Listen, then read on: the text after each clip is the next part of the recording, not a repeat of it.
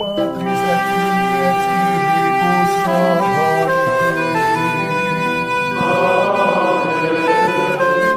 Dominus vobiscum. Sahabat peradaban kasih ekologis yang terkasih, selamat berjumpa dalam renungan harian bersama saya melalui channel ini. Semoga panjenengan selalu sehat, tetap semangat tanpa hambat, dan selalu bahagia, kebahagiaan yang bersumber dari Tuhan Allah kita.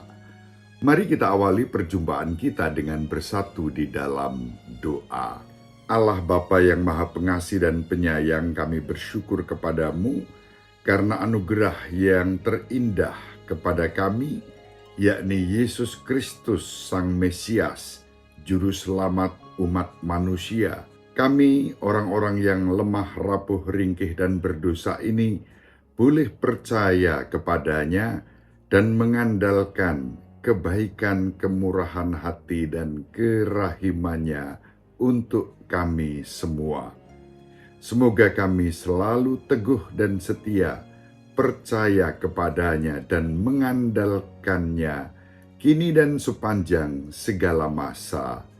Amin. Sahabat peradaban kasih ekologis yang terkasih, mari kita baca. Kali ini kita baca bacaan yang pertama dari Kisah Para Rasul bab 5 ayat 34 sampai 42. Pada waktu itu para rasul sedang diperiksa oleh Mahkamah Agama Yahudi, maka seorang Farisi dalam Mahkamah Agama itu yang bernama Gamaliel, seorang ahli Taurat yang sangat dihormati seluruh orang banyak, bangkit dan meminta supaya para rasul itu disuruh keluar sebentar. Sesudah itu ia berkata kepada sidang, "Hai orang-orang Israel, pertimbangkanlah baik-baik apa yang hendak kamu perbuat terhadap orang-orang ini. Sebab dahulu telah muncul si Teudas yang mengaku dirinya seorang istimewa, dan ia mempunyai kira-kira 400 orang pengikut. Tetapi ia dibunuh dan cerai-berailah seluruh pengikutnya dan lenyap. Sesudah dia, pada waktu pendaftaran penduduk, muncullah si Yudas seorang Galilea. Ia menyeret banyak orang dalam pemberontakannya, tetapi ia juga tewas dan cerai-berailah seluruh pengikutnya. Karena itu, aku berkata kepadamu, janganlah bertindak terhadap orang-orang ini. Biarkanlah mereka, sebab jika maksud dan perbuatan mereka berasal dari manusia, tentu akan lenyap. Tetapi kalau berasal dari Allah, kamu tidak akan dapat melenyapkan orang-orang ini. Mungkin ternyata juga nanti bahwa kamu melawan Allah." Nasihat itu diterima, sesudah itu mereka dilepaskan.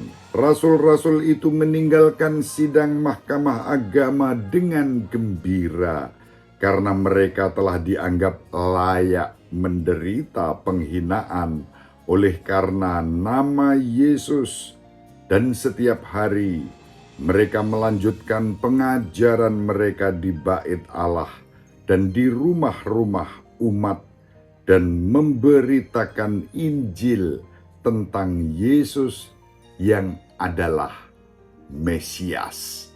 Demikianlah sabda Tuhan, syukur kepada Allah. Sahabat peradaban kasih ekologis yang terkasih, Kisah Para Rasul yang kita baca pada hari ini mengajak kita untuk belajar tentang penyerahan diri kepada Allah. Para rasul yang mengalami penderitaan karena memberitakan bahwa Yesus adalah Mesias, Sang Juru Selamat umat manusia, mengalami penderitaan, dan penderitaan yang mereka alami tidak membuat mereka putus asa, mundur, menyerah, melainkan mereka justru bergembira karena boleh mengalami penderitaan karena nama Yesus yang mereka wartakan. Alih-alih putus asa, menyerah, berhenti, mereka justru dengan tekun terus setia mewartakan Kristus di bait Allah dan di rumah-rumah umat.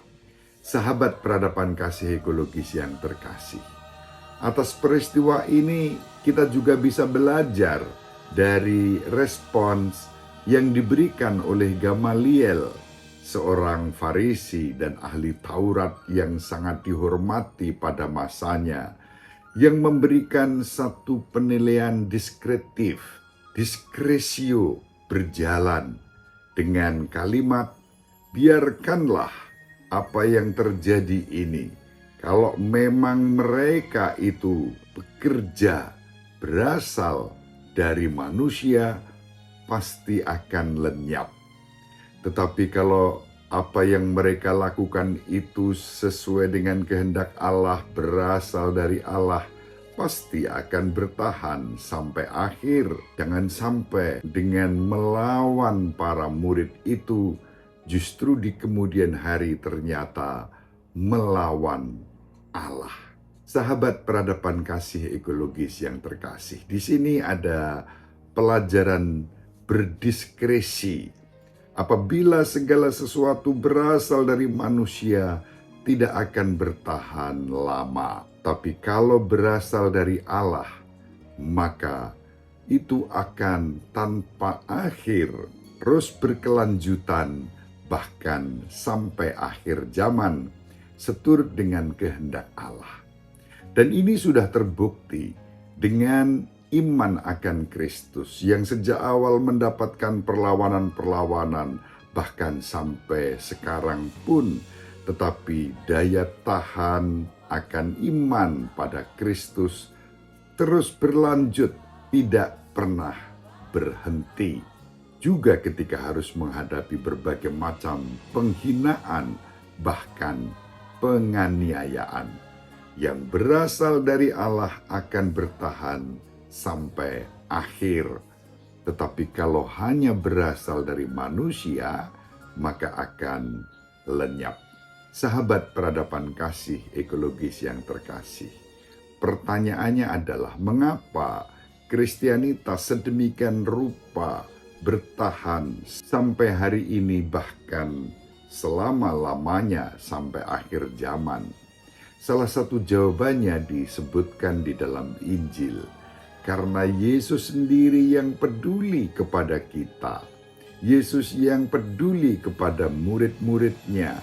Yesus yang peduli kepada para pengikutnya. Kepedulian itu bahkan diungkapkan melalui penyerahan dirinya. Dan itu yang setiap kali kita rayakan dalam Ekaristi Suci. Saat kita menyambut tubuh dan darahnya sebagai santapan dan minuman kita secara rohani, bahkan secara jasmani, menyehatkan dan menghidupkan kita. Yesus yang selalu menyertai para rasul menjadi kunci daya tahan dan kelestarian iman, bahkan di saat mengalami penghinaan dan penganiayaan. Semoga kita dianugerahi daya tahan iman dan dengan tekun senantiasa mengandalkan Kristus yang kita sambut dan kita rayakan dalam Ekaristi Suci. Ibu Maria selalu mendoakan kita. Bapak Yusuf merestui kita dengan keheningannya. Semoga panjenengan semua sahabat peradaban kasih ekologis yang terkasih, bersama seluruh anggota keluarga dimanapun berada, dibimbing, dilindungi, dan diberkati oleh Allah yang Maha Kuasa, Bapa dan Putra dan Roh Kudus. Amin. Terima kasih, salam sehat, tetap semangat tanpa sambat. Selalu bahagia kebahagiaan yang bersumber dari Tuhan Allah kita.